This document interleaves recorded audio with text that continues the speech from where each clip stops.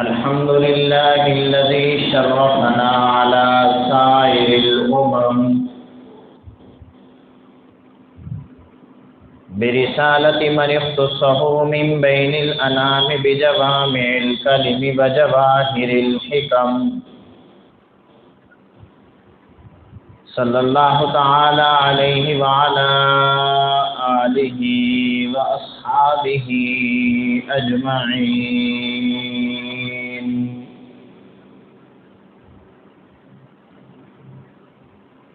أما بعد فأعوذ بالله من الشيطان الرجيم. بسم الله الرحمن الرحيم. واجب الاحترام، قابل صد احترام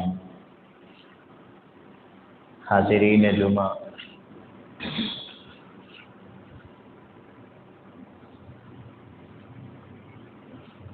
نبی کریم صلی اللہ علیہ وسلم دنیا میں تشریف لائے. آپ علیہ الصلاۃ والسلام رحمت بن کر تشریف لائے. قرآن پاک میں نبی کریم صلی اللہ علیہ وسلم کا جو عہدہ بیان فرمایا ہے، اللہ نے فرمایا وما ارسلناک الا رحمتا للعالمین،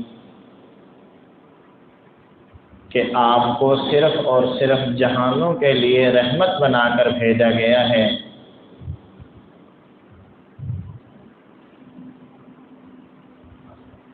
آپ علیہ الصلاۃ والسلام کی رحمت پر جب غور کیا جاتا ہے کہ تاریخ یہ بتاتی ہے، سیرت کی کتابوں میں لکھا ہے کہ آپ ایک جگہ پر کھڑے ہوئے تھے، ایک اونٹ دوڑتا ہوا آ رہا ہے، وحشیانہ انداز میں دوڑتا ہوا وحشی بن کر آ رہا ہے. صحابہ کرام نے عرض کیا یا رسول اللہ ایک طرف ہٹ جائیے، یہ اونٹ کہیں آپ کو تکلیف نہ پہنچائے. آپ نے فرمایا اس کو آنے دیجیے میرے پاس. جب اونٹ پاس آیا تو آپ علیہ السلام کے قدموں میں سر رکھ لیا. صحابہ کرام نے عرض کیا یا رسول اللہ یہ کیا کہتا ہے؟ فرمایا یہ اپنے مالک کی شکایت کر رہا ہے. یہ کہہ رہا ہے کہ میرا مالک میرے اوپر بوجھ زیادہ ڈالتا ہے، چارہ کم ڈالتا ہے مجھے، یعنی میری خوراک میں کمی لاتا ہے اور میرے اوپر وزن کام مجھ سے زیادہ لیتا ہے. اللہ کے رسول صلی اللہ علیہ وسلم نے فرمایا، مالک کو سمجھایا کہ ایسا نہ کرو، جانور پر ظلم کیوں کرتے ہو؟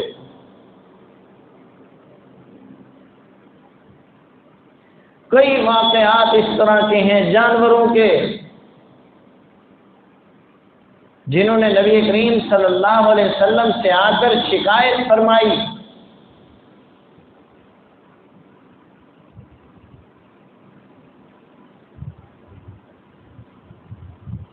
آپ علیہ الصلوۃ والسلام نے جانوروں کی داد رسی فرمائی ہے. امت کو درس کیا دیا؟ رحم دلی، شفقت، مہربانی والا درس دیا امت کو.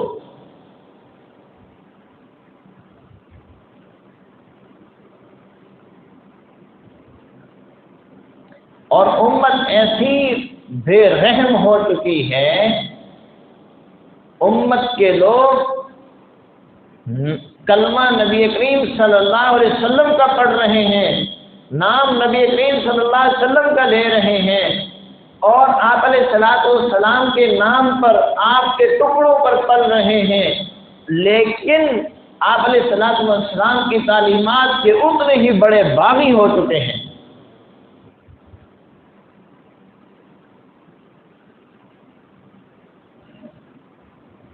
بغاوت کے آپ سٹائل چیک کریں، انداز چیک کریں، کس انداز سے یہ رحمت للعالمین کے امتی ہو کر اپنے آپ کو کس موڑ پر لا چکے ہیں.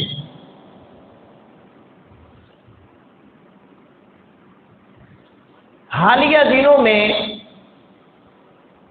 ہونے والا واقعہ جو لاہور میں پنجاب کالج کے اندر ہوا ہے، آپ حضرات نے بھی خبروں میں سنا ہوگا.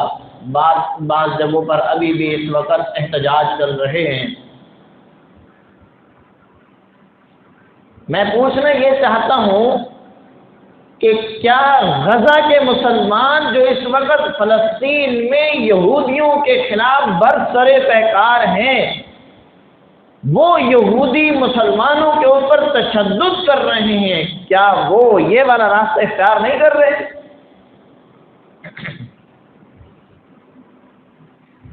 پاکستان کی ایک بیٹی اس وقت امریکہ کی قید میں، جو ہمارے علم میں ہے، پتہ نہیں کتنی ہوگی، ڈاکٹر عافیہ صدیقی،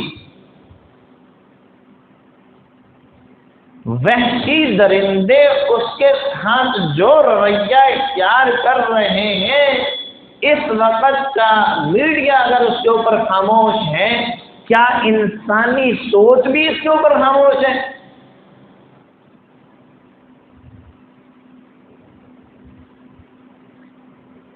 میں اصل میں آج کسی اور موضوع پر بات کرنا چاہتا تھا، لیکن رنجیدہ دل کے ساتھ میں آج ممبر پہ بیٹھا ہوں۔ میں نے 7 سال کالجز کے اندر فرسٹ ایئر اور سیکنڈ ایئر کے اسٹوڈنٹس کو پڑھایا ہے، گرلز کو بھی پڑھایا ہے، بوائز کو بھی پڑھایا ہے۔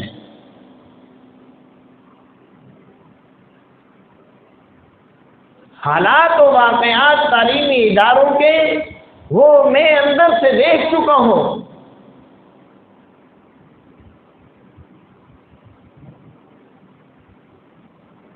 قرآن نے صریح الفاظ میں جن چیزوں سے روکا ہے، انہی چیزوں میں آج کی نوجوان نسل کو انوالو کیا جا رہا ہے۔ میں یہ نہیں کہہ رہا کہ وہ ہو رہے ہیں، یہ جملہ میں نے نہیں کہا۔ قرآن کہتے ہیں وَلَا تَقْرَبُوا الزِّنَا إِنَّهُ كَانَ فَاحِشًا، بہت بری چیز ہے، اس سے دور رہو، بدکاری سے دور رہو، اس کے قریب نہ آؤ۔ یہ نہیں فرمایا نہ کرو، قرآن کا اسلوب سمجھیں کہ اس کے قریب بھی نہ آؤ۔ یہ ایسی بیماری اور برائی ہے کہ تم اس بدماشی میں قریب جب آؤ گے تو گناہ تم سے ہو جائے گا، اس کے قریب نہ آؤ۔ یہ فاحش ہے، برائی ہے، بہت بڑا جرم ہے۔ ایک مرتبہ کسی جگہ بدکاری ہو جائے تو اللہ کا عرش ہل جاتا ہے۔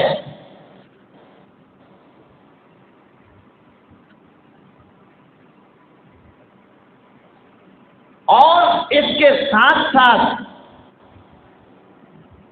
اگر حالات کنٹرول میں نہ ہو تو جس کے ساتھ یہ معاملہ ہو چکا ہوتا ہے اس کو ناحق قتل کر دیتے ہیں تاکہ میرا راز آؤٹ نہ ہو۔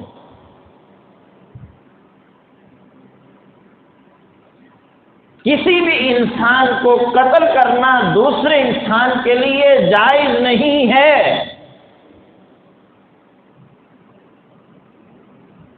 چار وجہوں سے کسی انسان کو قتل کرنا جائز ہے، وہ بھی حکومت کے لیے۔ حکومت کر سکتی ہے، ریاست کے ذمے ہے یہ کام، عام لوگوں کے ذمے نہیں ہے کسی کو قتل کرنا۔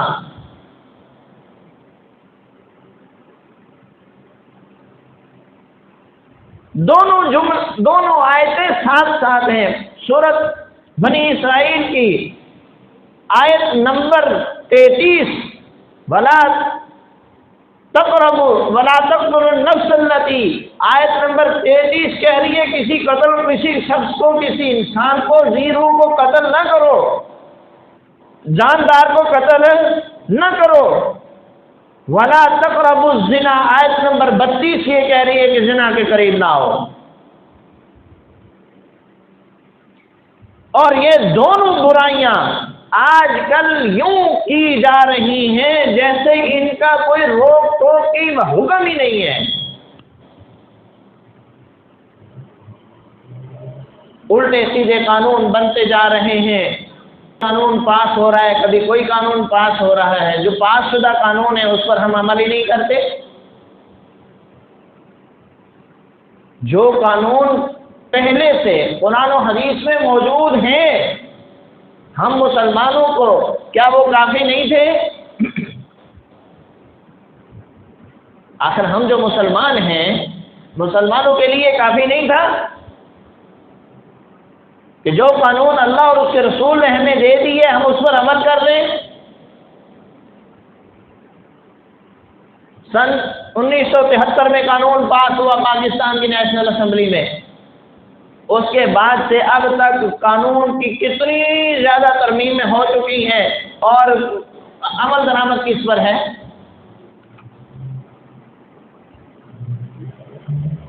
अमल दरामद है ही नहीं।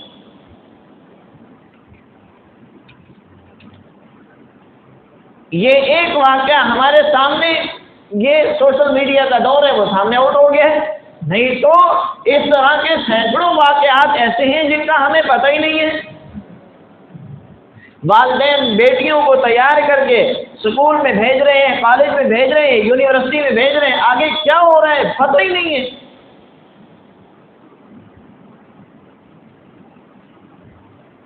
जब अल्लाह और उसके रसूल की मुखालफत की जाएगी, अल्लाह के कानून से टकराया जाएगा, बगावत की जाएगी, तो बगावत की सजा होती है। आज कोई रियासत है पाकिस्तान में बगावत करके देख ले, नतीजा सामने आ जाएगा। जब अल्लाह के खिलाफ बगावत कर रहे हैं, उसके रसूल के खिलाफ बगावत कर रहे हैं, तो कोई तो रिजल्ट आना ही है।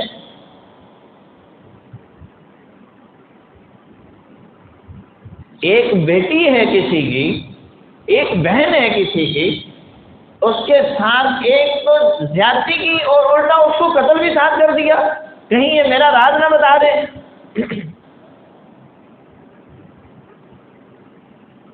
और बड़ी दीदा दलेरी के साथ, छिटाई के साथ इस वक्त स्टूडेंट्स को कहा जा रहा है कि आप खामोश हो जाएं। मैं एक बात राज आपसे पूछना चाहता हूँ, यहाँ बुजुर्ग बैठे हुए हैं, मैं उनसे एक सवाल करता हूँ, क्या आप सारी जिंदगी में पाकिस्तान के अंदर कितनी सियासी पार्टियों के आपने सियासत की बुनियाद पर धरने और जुलूस नहीं देखे?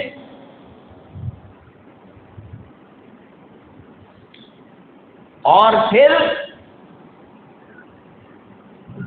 एक बंदा उठकर खान का कोई झूठ बोल दे, मीडिया के 700 बंदे उसके इर्द गिर्द जमा हो जाते हैं। जी आप इसके ऊपर क्या कहना चाहते हैं, जी आप इसके ऊपर क्या कहना चाहते हैं। आज तक किसी ने यह सवाल नहीं किया कि आप इस पर क्या कहना चाहते हैं जो ये वाक़यात हो गए।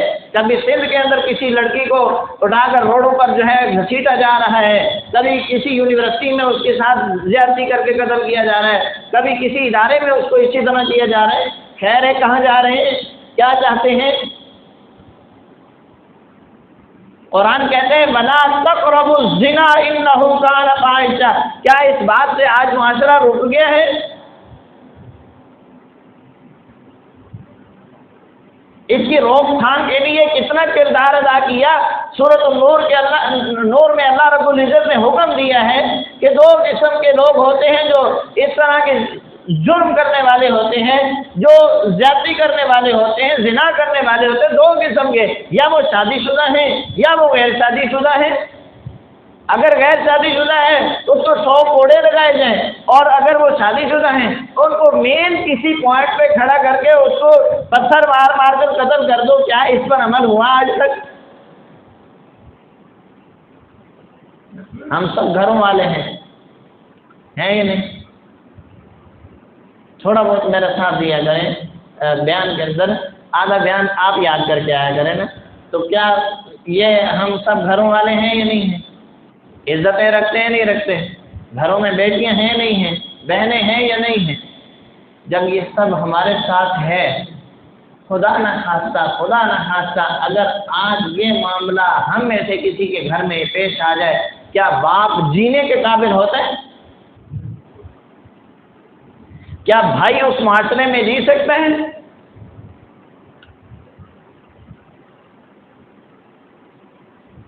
कब तक नाहक इस तरह के खून चूसे जाएंगे माशरे के अंदर?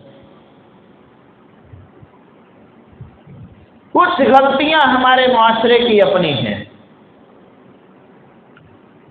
कुछ गलतियां, सारी गलतियां हुकूमत की नहीं है, रियासत की नहीं है। रियासत की एक बड़ी गलती ये है कि रियासत ने सिस्टम गलत दिया हुआ है। बड़ी गलती ये है, रियासत सिस्टम ठीक कर दे, ये वाकयात खुद बहुत समझाएंगे। मिसाल के तौर पर मईशत पर रियासत कंट्रोल कर ले ہر نوجوان جو بچہ جب بالغ ہو جائے وہ صحبی حیثیت ہو تو 18 سے 20 سال کی عمر میں بچوں کی شادیاں کر دی جائیں، ان کے اوپر گھرداری کی ذمہ داریاں آ جائیں تو یہ معاملہ رک سکتا ہے۔ ہمارے ہاں ہوتا کیا ہے، 34 سال 35 سال تک نہ بیٹیوں کی شادی ہو رہی ہے نہ بیٹوں کی ہو رہی ہے، تو رزلٹ کیا آئے گا؟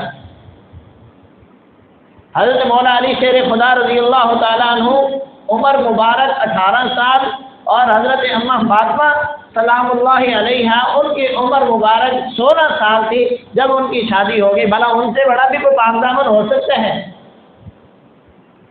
ہمارے تو اسٹیٹس ہی نہیں پورے ہو رہے، اور ہو کیوں نہیں رہے؟ وہ ریاست نے قانون غلط دیے ہوئے ہیں، سودی سسٹم ہمارے اوپر مسلط کیا ہوا ہے، قرضے والا نظام ہمارے اوپر مسلط کیا ہوا ہے۔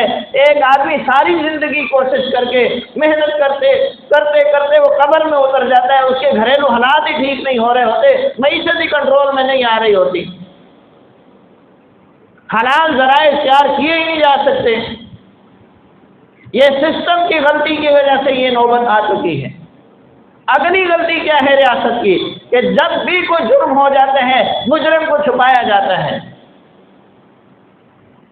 جرم ہو گیا مجرم چھپاؤ، جرم ہو گیا مجرم چھپاؤ، یہ پالیسی پتہ نہیں وجہ کیا ہوتی ہے، کیوں ایسا ہو رہا ہے؟ کسی کے سیاسی مفاد کے لیے، کسی کے ذاتی مفاد کے لیے، کبھی کچھ ہو رہا ہے کبھی کچھ ہو رہا ہے، سسٹم اس کو چھپانے کی کوشش کر رہا ہے۔ جب تک یہ ہوتا رہے گا ہمارے گھر بھی محفوظ نہیں رہیں گے۔ آپ اس وقت صورتحال غزہ کی دیکھ لیں، وہاں یہودی وہی کام کر رہا ہے جو ہمارے تعلیمی اداروں میں مسلمان کرنے لگ گئے ہیں۔ دھوکہ دے کر کسی کے ساتھ جب بھی کوئی زیادتی کی پھر اس کو قتل کر دیا۔ سورت بنی اسرائیل کی آیت نمبر 32 اور 33 دونوں کے اندر جو جرم بیان کیے گئے ہیں، ہمارا معاشرہ اس جرم میں ملوث ہوا پڑا ہے۔ ضرورت اس بات کی ہے، ہم اسٹوڈنٹس کو بھی میں یہ کہوں گا، اس جمعہ کی تواسط سے میں یہ بات اسٹوڈنٹ سے بھی کہتا ہوں کہ اپنے احتجاج کو پورا من رکھیں۔ جب بھی تشدد کی پالیسی اختیار کی جاتی ہے تو اس وقت تشدد میں شرارتی لوگ شامل ہو کر وہ ایسا راستہ اختیار کر لیتے ہیں کہ وہ جو پرامن احتجاج ہوتا ہے اس کو مجرم بنا دیا جاتا ہے اور اس کو بغاوت کے زمرے میں لے آیا جاتا ہے۔ اس کے اوپر اگر آپ مثال دیکھنا چاہتے ہیں تو مولانا فضل الرحمان صاحب نے یہ 4-5 سال پہلے کراچی سے اسلام آباد تک کا ایک لانگ مارچ کیا تھا۔ یہ لانگ مارچ اتنا لمبا تھا، لمبا سفر بھی تھا، کئی دن لگے ان کو یہاں پہنچتے ہوئے، اس کے باوجود پورا من رہا، کسی کا ایک بلب بھی نہیں ٹوٹا تھا۔ احتجاج کو پورا من رکھیں، احتجاج مل کر کرنا ہوتا ہے، 4 بندے وہاں سے نکل گئے 4 وہاں سے نکل گئے، یہ نہ کریں اور ملک کی املاک کو نقصان نہ پہنچائیں۔ ہم درسگاہوں میں بھی یہ درس دیتے ہیں، ہم ممبر رسول پہ بیٹھ کر بھی یہ درس دیتے ہیں کہ اپنی ریاست کی املاک کو نقصان نہ پہنچاؤ۔ اور اگلی بات یہ ہوتی ہے، جب کوئی ایمبولینس آ جائے، مریض آ جائے، کسی نے ایمرجنسی کسی جگہ پہنچنا ہوتا ہے، مثال کے طور پر کسی نے ایئرپورٹ پہنچنا ہے، اس کی فلائٹ کا ٹائم ہے، کم از کم اس کا نقصان نہ ہونے دو۔ مریض آ گیا ہے اس کو راستہ دو، نبی کریم صلی اللہ علیہ وسلم نے راستے کھولے ہیں، راستوں کے لیے خوشحالی پیدا فرمائی، ہمیں سیرت النبی پہ عمل کرنا ہو۔ اور اگر دوسری طرف ریاست کو اس بات کا تھوڑا سا احساس کرنا ہوگا کہ دیکھیں ایک بیٹی کا معاملہ ہوا، صرف یہ ایک نہیں کئی معاملات ایسے ہو چکے ہیں، ایک تو ان کی روک تھام کے لیے پالیسی بنائی جائے اور دوسرا ہمیں اپنے معاملات پر کنٹرول کرنا ہوگا۔ ہم اپنی بیٹیوں کو مخلوط ماحول میں تعلیم نہ دیں۔ آپ اپنی بیٹی کو جاہل رکھ لیں گے نا، آپ کو گناہ نہیں ہے، قرآن پاک پڑھا دو، موٹی موٹی دینی تعلیم پڑھا دو، اتنی تعلیم دوسری بھی آ جائے جس سے شعور آ جائے، یقین کریں آپ انشاءاللہ العزیز کو حدیث کے مصداق بن جائیں گے کہ حضرت عائشہ رضی اللہ تعالیٰ نے فرماتی ہیں، نبی کریم صلی اللہ علیہ وسلم نے فرمایا جس نے 2 بیٹیوں کی تربیت کی، اچھی تربیت کی، ان کو نیک تربیت کرنے کے بعد بڑی ہو گئی، ان کی شادی کر دی اور وہ اپنے گھروں کو چلی گئی، قیامت والے دن یہ آدمی میرے ساتھ جنت میں یوں ہوگا، یوں 2 انگلیاں آپ علیہ السلام نے اٹھائیں اور فرمایا وہ میرے ساتھ یوں ہوگا جنت، کیا مطلب؟ اس کا مقام میرے قریب ہوگا۔ آپ علیہ السلام فرمایا میری رفاقت اس کو نصیب ہوگی۔ حضرت عائشہ فرماتی ہیں کہ میں نے اس وقت سوال کیا یا رسول اللہ اگر کسی کی 3 بیٹیاں ہوں، آپ نے فرمایا 3 والا بھی ایسا ہی ہے۔ پھر حضرت عائشہ فرماتی ہے اگر میں اس وقت سوال کر لیتی ایک بیٹی کے بارے میں تو آپ علیہ السلام اس وقت یہی فرماتے کہ ایک کے بارے میں بھی میرا یہی جواب ہے۔ تو آپ اپنی بیٹیوں کو تعلیم ضرور دلوائیں۔ ہاں سہولت ہے تو یونیورسٹی تک تعلیم دیں، میں تعلیم کے حق میں ہوں، کیوں میں نے خود کالجز کے اندر 7 سال پڑھایا ہے، میں اس سسٹم کو اندر سے دیکھ کر آیا ہوں۔ اندر جو کچھ ہو رہا ہے وہ میں یہاں نہیں بیان کرتا، برا بھی نہیں ہے لیکن اچھا بھی نہیں ہے۔ تعلیمی اداروں کے مالکان، ایک وقت تھا 2020 میں یہ جملہ کسی نے بولا تھا، اس وقت میں نے اس کے اوپر غصے میں ریکارڈ کروایا تھا اپنا بیان۔ میں نے یہ کہا تھا کہ تعلیمی اداروں میں بیٹھ کر تعلیم دلوانے والے وہ مافیات کیسے ہو سکتے ہیں، لیکن میں یہ بات اب کہتا ہوں، سسٹم کو دیکھنے کے بعد میں یہ کہتا ہوں کہ تعلیمی اداروں کے مالکان مافیات ہیں۔ نہ وہاں ٹیچر محفوظ ہیں پڑھانے والے، نہ ہم وہاں پر اسٹوڈنٹس کے حقوق کا خیال رکھا جاتا ہے۔ ہاں جس طرف سے پیسے کی بچت ہو جائے، جس طرف سے معاملات میں اپنی سپورٹ مل جائے، بس وہ حمایت اسی کی کرنی ہے، میرا ادارہ بچ جائے، کوئی مرتا ہے مر جائے، کسی کی عزت لٹتی ہے لٹ جائے، کچھ ہوتا ہے ہو جائے، ہم بچ جائیں، ہمارے تحفظ ہو جائے، ہمارا پیسہ مال و دولت بچ جائے۔ یہ پالیسیاں چل رہی ہیں اور ان کو کنٹرول کرنے کے لیے ہم میں سے کوئی بھی تیار نہیں۔ اور یہ بات میں خود ایک جگہ پر تھا، دفتر میں والد آیا، اس نے کہا یار میں تمہارے سامنے ہاتھ باندھتا ہوں، میرے بیٹے کو جانے دو، تمہیں جو فیس دے چکا ہوں وہ تمہیں معاف کی، مجھے جانے دو۔ وہ کہنے نہیں جی نہیں جانے نہیں، وہ کہتے میں تم سے جان چھڑوانا چاہتا ہوں، ہمیں جانے دو۔ تعلیمی اداروں میں یہ حالات ہوتے، اتنا گندا بہیو اسٹوڈنٹس کے ساتھ ہو رہا ہے، ٹیچرز کے ساتھ ہو رہا ہے تعلیم کے نام پر۔ اور کمزوری کیا ہے؟ سسٹم کی کمزوری ہے۔ ریاست تعلیم اگر صحیح انداز میں دیتی، کبھی بھی پرائیویٹ سیکٹر جو ہے وہ اس انداز سے کامیاب نہیں ہو سکتا تھا۔ پرائیویٹ ڈاکٹر بیٹھ جاتا ہے، اس کی سمجھ نہیں آتی وہ ڈاکٹر چاہتا کیا ہے۔ اس نے اگر کوئی 8-10 کروڑ روپے لگا کر وہ اپنی ڈگری لے لی ہے تو وہ سارا ہی نکالنا چاہتا ہے اور ایک دم سے نکالنا چاہتا ہے۔ میں بہت معذرت کے ساتھ کہتا ہوں، یہ سسٹم نہیں ہو رہا تو آپ مجھے بتا دو۔ دیکھیں کہیں پر آپ ریاست کو مجرم ٹھہرائیں گے، کہیں زیادہ تر ہم خود بھی مجرم ہوں گے اس موقع۔ ہماری خاموشی اور ہمارے غلط رویے ایک دوسرے کے ساتھ، یہ بھی ہمیں جرم تک لے جاتے ہیں۔ ہمیں ان باتوں کا خیال رکھنا ہوگا۔ ایک گاؤں کے لوگ ہیں، وہ کسی ایک کے ساتھ زیادتی ہوتی ہوئی دیکھ لیں تو یہ کہتے ہیں کہ اس کو کس نے کہا تھا کہ تو ایسا کر پہلے، اب اس کے ساتھ ہو رہا ہے تو برداشت کریں۔ ایک شہر کے لوگ ہیں تو وہ اسی بات پر ہیں۔ ہمیں من حیث القوم ان باتوں کو سوچنا ہوگا کہ ہم فحاشی کے اڈوں کے اوپر جانے والے لوگوں کے اوپر نظر رکھیں اور وہاں کی روک تھام کرنی چاہیے۔ روک تھام ہم کیسے کریں گے؟ بندوق تو ہم نہیں اٹھا سکتے، ہم تھانے میں نہیں جا سکتے۔ روک تھام کرنے کی کوشش کیا ہے، کیا کرنی چاہیے؟ اس کے ساتھ بائیکاٹ کرنا چاہیے ان لوگوں کے ساتھ جو ایسے معاملات میں ملوث ہوں، ان کے ساتھ آپ سوشل بائیکاٹ کریں، انشاءاللہ العزیز اس معاملے کی روک تھام ہو جائے گی۔ پچھلے دنوں قادیانیوں کا مسئلہ یہاں پر سامنے آیا، اس وقت میں آیا ہی تھا تو مجھے یہ پتہ چلا کہ یہاں پر قادیانیت کے ساتھ معاملات ہیں، تو میں نے اس وقت یہی کہا تھا، نوجوانوں کو میں نے یہ بات کی تھی، میں نے کہا آپ لوگ صرف بائیکاٹ کر دو، ان کے ساتھ سوشل بائیکاٹ کرو، یہ لوگ خود بخود آپ سے دور ہو جائیں گے، یہ علاقہ چھوڑ جائیں گے۔ جو چیز کرنے والے کام ہیں اس طرف ہم آتے نہیں ہیں اور تبصرے ہم بڑے بڑے کرتے ہیں۔ غزہ کے لوگ اس وقت یہودیوں کے بم کھا رہے ہیں، ان کے اوپر میزائل گرائے جا رہے ہیں، لیکن وہ لوگ متحد ہیں، یہ ذہن میں رکھیں۔ ابھی ان کے بارے میں رپورٹس جو آ رہی ہیں، اور اگر کسی کے پاس ایک لقمہ کھانے کے لیے ہوتا ہے وہ بھی تقسیم کر کے کھا رہے ہیں وہاں پر۔ اگر کسی ایک کو تکلیف پہنچ رہی ہے وہ سب اس کے اندر مل کر اس تکلیف کو برداشت کر رہے ہیں۔ غزہ کے لوگ ہمارے لیے ایک مشعل راہ بن چکے ہیں۔ کیسے کہ ظلم دشمن کر رہا ہے، یہاں تو اللہ تعالیٰ معاف کرے دشمن نہیں اپنے ہیں، کلمہ بھی پڑھ رہے ہیں، اور بیٹیوں کی عزتیں محفوظ نہیں ہیں، بیٹے محفوظ نہیں ہیں، کسی کے بچے اغوا ہو رہے ہیں، کسی کی بیٹیاں اغوا ہو رہی ہیں، کسی جگہ قتل ہو رہے ہیں، کسی جگہ ناحق مال چھینا جا رہا ہے، کوئی ڈاکہ ڈال لے تب بھی چھین گیا، کوئی 2 نمبری سے کسی سے چھین لے وہ بھی چھین گیا۔ یہ کیا ہے یہ سب؟ کوئی ہم یہودیوں کے پاس رہ رہے ہیں؟ کیا ہمارے اوپر حکومت کرنے والے عیسائی ہیں؟ کوئی ہندو ہیں ہمارے اوپر حکومتیں کرنے والے؟ یا جس علاقوں میں ہم رہ رہے ہیں وہاں ہم اقلیت میں ہیں اور یہودی اور عیسائی اور ہندو ہم پر اکثریت میں ہیں، وہ یہ سب کر رہے ہیں؟ ایسا کچھ بھی نہیں ہے، یہ صرف ہمارے اندر اپنی کمی ہے، اپنی کوتاہیاں ہیں، جس کے اوپر ہم نے قرآن کو بھی چھوڑ دیا، حدیث کو بھی چھوڑ دیا، خوف خدا بھی چھوڑ دیا۔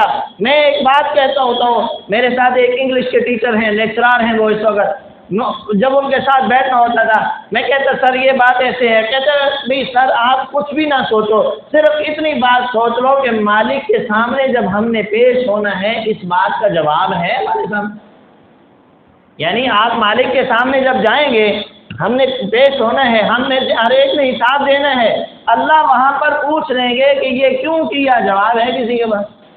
یہاں اگر کوئی ایسے تو پوچھ لینا کہ یہ کام تم نے کیوں کیا، وہاں سے تم کیوں گزرے جب ہم نے راستہ روکا ہوا تھا، تو اس کیوں کا جواب نہیں ہے کسی کے پاس۔